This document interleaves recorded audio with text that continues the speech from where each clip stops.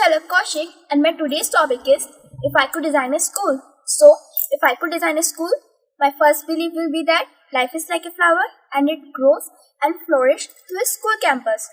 I want my nation's education system as in which a child could grow and learn to its potential so that he would be a happy youth. Nowadays, when a youth passes out, he is left with limited options such as medical, engineering, MBA, etc. Why should this happen? This happened because we get limited fields in our schooling time only. Now, why should a child who loves sport is forced to give mathematics exam, and when he scores less, his passion of sport is suppressed?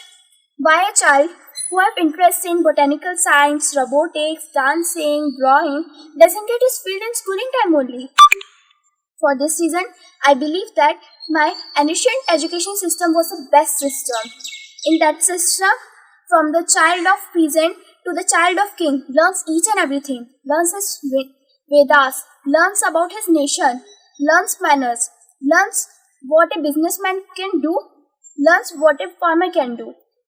He learns how to suit to from how to rule his nation. From this type of education system, we get patriotic and honest youth. I wish I could design the school so that children would love to go to school. Nowadays, children do as much as thing possible to not to go to the school because they do not get the opportunities in which they have interest. I assure that in my school, there will be a vast opportunities and platforms for the students to excel.